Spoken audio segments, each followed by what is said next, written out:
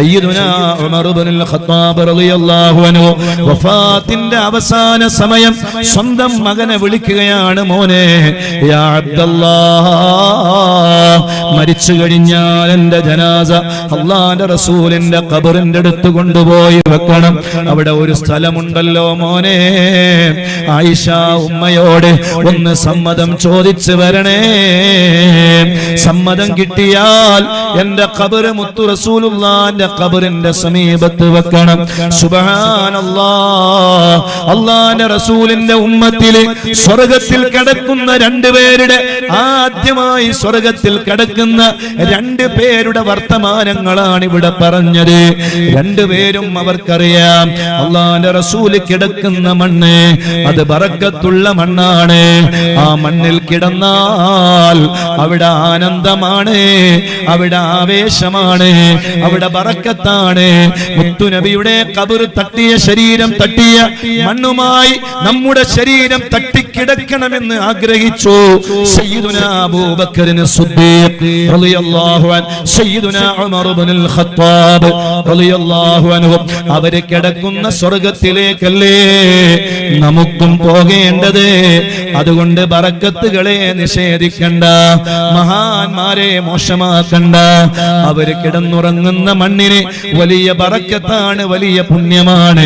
ആ അനുഗ്രഹങ്ങളും ആ ബറക്കത്തുകളും എടുത്ത് ജീവിക്കുന്ന കാലം നല്ല നിലക്ക് ജീവിച്ച് ഈമാനോടുകൂടെ മരിച്ച് നമുക്കെല്ലാവർക്കും അവരോടൊപ്പം സ്വർഗ്ഗത്തിൽ ഒരുമിച്ച് കൂടണം. അല്ലാഹു നമുക്ക് ഭാഗ്യം നൽകട്ടെ, അല്ലാഹു നമുക്ക് ഭാഗ്യം നൽകട്ടെ, അല്ലാഹു നമ്മളെ ഖബൂൽ ചെയ്യട്ടെ.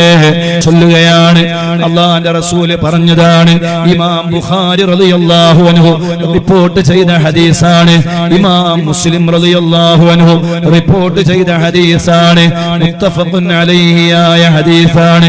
അതേ, ഒരാൾ മഗ്രിബിന് ശേഷം സയ്യിദുൽ ഇസ്തിഗ്ഫാർ ചൊല്ലിയാൽ സുബഹിക്ക് മുമ്പ് അയാൾ മരിച്ചുപോയാൽ അയാൾ സ്വർഗ്ഗത്തിലാണ്.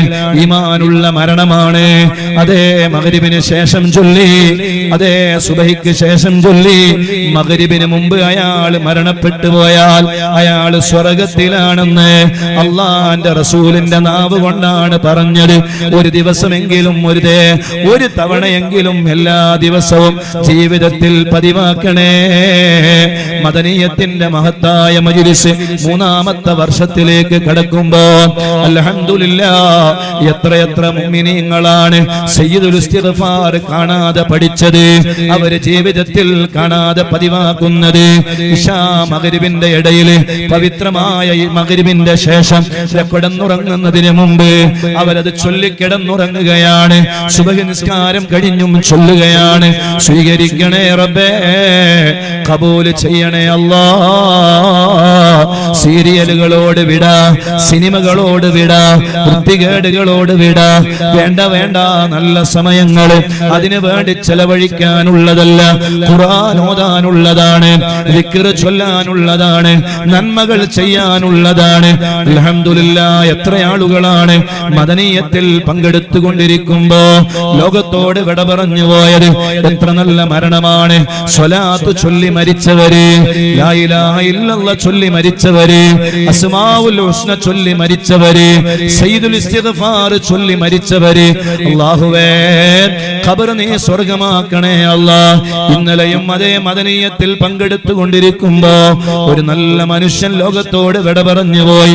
അബൂബക്കർ എന്നോ ആണ് അദ്ദേഹത്തിന്റെ പേരെന്നാണ് എന്റെ ഓർമ്മ. അല്ലാഹുവേ, നീ സ്വർഗ്ഗം നൽകണേ റബ്ബേ, ഖബർ നീ വിശാലമാക്കണേ അല്ലാഹ്.